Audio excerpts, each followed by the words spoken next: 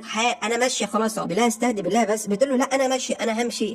طب نتفاهم بس لما تيجي بعد شغلك هعمل لك اكل وانا عارف ان انت بتحب الاكل موت. بتقول له ماشي اتفقنا خلاص همشي. بس لما بترجع بتنصدم بمامته في وشها، بتقول لها بقى انت اللي ابني ضيع مستقبله علشانك؟ طب يا ابني كنت استنضف حتى واحده ولا شكل ولا منظر يعني؟ ده حتى معصعصه ازاي وشبخله السنان. بص بقى يا بنتي انا هطلع بره 5 دقايق ارجع الاقي لما كل حاجتك ومشيتي. وبتحرج بطلتنا وبتخلي شكلها وحش قوي، بتعيط وبتقولها من غير كلام انا اصلا كنت همشي على فكره يعني. بطلنا بيعتذر لها بيقول لها دي ست كبيره يا بنتي ما تاخديش على كلامها، وانا هاخدها وامشي دلوقتي واسيب لك البيت انت. لكن بتقول له ما فيش داعي، انا قلت لك انا اللي همشي يعني همشي خلاص يعني. بتسيب له جواب وبتلم حاجتها قبل ما يطلع النهار. بتعتذر له وبتقول له في الجواب احنا الاثنين مختلفين، كل واحد عنده حياته الخاصه وانا وانت عمرنا ما ينفع نكون ثنائي. انت عالم مشهور قدامك مستقبل مستنيك، انا واحده تفكير على قدي يا دوبك بعمل لي فيلم اجيب بقره احلبها واشرب لبنها، وفي نفس الوقت البقره لو عطشت اديها لبن لان فاهم دي معلوماتي البقره بتشرب لبن، علشان كده انا قررت انفصل عنك ويا ريت ما تدورش عليا. بطلنا بينهار وبيفضل يدور عليها ليل ونهار ولكن مش بيلاقيها. في الوقت ده بتقرر بطلتنا ترجع تاني للقريه الريفيه اصلها اللي عاشت فيه وتعيش مع اهلها، وبتطلب من طي يوصلها. بتقول له ما تقولش لبيبو. بيقول لها خلاص عيب عليك عين الاثنين. الو ولا يا بيبو البت حبيبتك سابت المدينه ورجعت للقريه تاني الريفيه اللي كانت عايشه فيها. ايوه قاعده مع اهلها دلوقتي زمانها بتقشر بصل. ما تتاخرش بقى ما تتاخرش. بطلنا بياخد نفسه وبيروح لها على طول وبيروح للعالم كيمو وبيقول له ان هو هيرجع يشتغل معاه تاني لانه قرر يسيب الصين. بتفرح ميمي وبتعرض عليه ان هم يشتغلوا على بحث مع بعض. في الوقت ده بتوصل بطلتنا للقريه، اخوه كيفن بيستلمها وبيقول لها انت ايه اللي رجعك تاني؟ بتقول له الصراحه كده انا انفصلت عن حبيبي ومش عاوز اعرفه تاني. بيقول لها والله انا كنت حاسس ما تقلقيش هو اللي خسرك، انا هدور لك على راجل احسن منه، راجل في مستوى ذكائك. بتقول له لا احسن ولا اوحش خلاص انا مش عاوز ارتبط. وبتقضي وقتها كله في الشغل مع والدتها في المحل وبتفضل مكتئبه ومتضايقه طول الوقت. في نفس الوقت بترجع هوانج على تايلاند، بتروح تتكلم مع بطلنا وبيقول لها ان هو مش هيغير رايه، قلت لك مره انا مش هسافر الصين. بتقول له ليه بس؟ انا جايبه لك خبر حلو قوي، انا سمعت انك لو حاولت تقنعهم بطريقتك هيعملوا تعاون بين الصين وتايلاند وهتكون العالم المشترك. في نفس الوقت هتبقى جنب حبيبتك وبتدي له جواب وبتتمنى له التوفيق. بيفرح لانه يعمل الحاجه اللي بيحبها وفي نفس الوقت مش هيضطر يسيب بطلتنا. وبيقرر على طول ان هو يسافر لها القريه، ولما بيوصل بيعرف انها خارجه في موعد وبيقرر يبوظ ام الجواز دي على راسها. اول لما بتشوف وشه بتقول له انت ايه اللي جابك هنا؟ بيقول لها يعني مش عايزاني اجي اطمن عليك وانت بتخونيني يا هانم؟ بتقول له بخونك ايه مش احنا انفصلنا؟ بيقول لها ولو برضه تعرفيني. بتقول له هو انت كنت من بيت عيلتي ولا ايه؟ يلا اتفضل من غير ما تروح. بيقول لها لا مش ماشي من هنا. بتقول له خلاص انا اللي امشي. بيروح وراها بيقول لها طب عايز اقول لك حاجه طيب. بتقول له عاوز ايه تاني؟ مش كفايه الكلمتين اللي اخدتهم من امك؟ روح يا ابني شوف مستقبلك بعيد عني. بيقول لها استنى افهمك. بتقول له لا تفهمني ولا افهمك، انا قلت لك مره كل واحد فينا يروح لحاله. لكن برضه مش بيستسلم. في اليوم التاني بيروح لها محل والدتها بيحاول يفتح معاها حوار لكنها بتتجاهله. بيفضل وراها بتهزقه وبتظهر هنا والدتها بتقول له انت عاوز ايه يا ابني؟ مش انفصلتوا خلاص؟ انت كنت مسافر، ايه اللي رجعك هنا دلوقتي؟ بلا اسمعيني يا امي، مش انت مقتنعه ان بنتك غبيه؟ بتقول له اه انا كمان مقتنع. افهميني بقى، جيت احكي لها حاجه فهمت غلط ممكن انا اشرح لك كل حاجه. بتقول له لا طبعا بنتي بتقول مش عاوزاك يبقى مش عاوزاك، يبقى انا اللي هسمع منك وافهم؟ لا يا عم انا مش عايز افهم، انا زي بنتي بالظبط. بيقول له اه ده طلع وراثه. فبيروح يسح لطاي وبيقول له اعمل ايه في العيله ديت كلها نفس الهرمونات. بيقول له خلاص الحل الوحيد مع كيفن الاخ الصغير، ظبطه انت بس هو هيديك على حل كل مشاكلك. فبيعزموا بطلنا على الغدا وبيقول له يرضيك اللي اختك بتعمله فيا ده وانا بحبها. بيقول له بص انت شكلك كده واحد على نياتك وانا هساعدك، واضح انك اتعميت وبتحبها. انا ما اعرفش انت بتحبها على ايه، ده حتى يا جدع انا مش طايقها في البيت، انت هتطيقها ازاي؟ الحل سهل، لو قربت من امي واعجبت بيك هتجوزها لك. بيقول له ودي اقرب منها ازاي؟ بيقول له امي مهووسه باليانصيب، روح لها وخليها تكسب مره واحده في حياتها، هتكون عندها اغلى من بنتها، احتمال تتبناك انت اصلا وترمي فيفي في اقرب شارع. فبيروح لها المركز اللي بتشتري منه وبيقول لها اختاري مجموعه 9، وبيعرفها ان في كارت فيهم هيكسب، وبيطلب منها تثق فيه وبتسمع الكلام وبتشتريها. في اليوم الثاني بيروح لها وبيستنوا نتيجه الارقام اللي هتكسب، وبتكسب مجموعه 9 وبتاخد 10,000 من وراه. فبتفرح قوي ومش مصدقه نفسها وبتقول له بص انت من النهارده اعتبر نفسك زي ابني وبنتي، لا تقل معزه عنهم ويكاد تكون افضل منهم، بس قول انت بتعملها ازاي؟ بيقول لها خلاص انا هشتغل في المحل معاكم. بتقول له اعتبر المحل بتاعك اصلا. لكن بطلتنا مش بتهتم وبتخرج مع والدها وبيروحوا مهرجان. بطلنا بيروح وراها وبيحاول يصالحها، بيقرب منها قدام الكل وبيفضل يمدح فيها، بيقول عنها انها حبيبته وانها احسن حد عرفها في حياته. بتحس بالاحراج وبتقول له خلاص كفايه. بقول لك ايه يا بابا ما تتخانق معاه كده، اعمل لي اي منظر حسسني ان انا غالي عندك. فبياخدها على جنب وبيقول لها على فكره انت ظالمه الواد الطيب ده، شكله بيحبك، حاولي تديله فرصه. بتقول له بس انا خايفه اعطله عن حياته. فبيقول لها والدتك كانت بتقول كده زمان وادينا اتجوزنا وخلفنا طفلين زي البصل. بتقول له قصدك ايه؟ بيقول لها يعني روحي شوفيه ممكن تجيبوا 2 زي العسل انتوا. وبالليل بيعملوا مهرجان بمناسبه عيد الحب بس في تايلاند المره دي. بيروح بطلنا وبيحاول ان هو يتكلم مع بطلتنا باي طريقه، وهي بتقرر خلاص انها تبطل تتهرب منه وتقول له انها بتحبه وهترجع معاه، ولو في حاجه حصلت هيواجهوها مع بعض وتبطل تهرب كل شويه. بطلنا بيفرح بيطلع لها سلسله وبيديها لها علشان يبقوا مرتبطين رسمي، بس يا فرحه ما تمت. امه بتوصل وبتتخانق معاها، بتقول له وصلت بيك البجاحه انك تيجي مخصوص هنا علشانها؟ ده انا هطين عيشتك انت وهي. يا بنتي انا مش قلت لك مره تبعدي عنه؟ وبتقف بطلتنا مبلمه ما بتقدرش تدافع عن نفسها. في الوقت ده بتتصل عليها امها، بتقول لها انت فين يا بنتي؟ بتسمع صوت واحده بتتخانق معاها. بتقول لها مين الوليه القرشانه اللي عماله تزعقلك ديت؟ بقول لك ايه ثبتها لي وانا هجيب الرجاله كلها واجيلك. ما بيمر الثواني وبتوصل الام، بتروح تتخانق معاها وبتقول لها انت مين يا ست انت علشان تتكلمي مع بنتي كده؟ انت فاكره ما فيش اهل وراها ولا ايه؟ ولسه الثانيه هترد بتتصدم لما بتتعرف عليها. بتقول لها ايه ده معقوله كيرا؟ يا نهار ابيض مين؟ ساميه عامله ايه يا حبيبه قلبي؟ يا نهار ابيض فينك يا بنت كده من زمان اختفيتي. بتصدموا هما الاثنين ومش بيبقوا فاهمين حاجه. ام بطلنا بتقول لي ان هما كانوا جيران زمان وزي الاخوات بس نقلوا بقى ومن بعدها ما تواصلناش مع بعض خالص. بطلتنا بتتصدم بان بطلنا هو جارها وحبيبته فلوطه اللي كانت بتدور عليه من سنين. وهنا الامهات بترضى عن الاولاد وبيقولوا خلاص زيتنا في دقيقنا ونجوز العيال مش هنتاخر اكتر من كده. وبطلنا ما بيصدق اصلا وعلى طول بيعمل حفله وبيتقدم لبطلتنا قدام الكل، بيديلها خاتم وبيقول لها تتجوزيني. بتقول له يا عم ما تحرجنيش، موافقه طبعا. فبيفرح وبيعمل فرح كبير بيعزم فيه كل متابعين موفيز روم اللي عاملين اشتراك، واللي ما عملش اشتراك ما بيجيش، وبيقدم هدايا واكل كتير للي عملوا لايك، واللي ما عملوش بيقعدوا يتفرجوا على اللي بياكلوا. حتى هوانج هي كمان بتروح وبيعزموها وبيعيشوا في سعاده مع بعض وبيخلفوا اطفال كيوت كمان. ولحد هنا بينتهي المسلسل. اتمنى تكون عجبتك القصه اللذيذه الخفيفه الظريفه على القلب. ما تنساش بقى اللايك زي ما قلت لك، الاشتراك وتفعل جرس التنبيهات. الموضوع مش هياخد في ايدك ثواني وهتفرحني وافرحك. احلى مسا عليك يا جميل.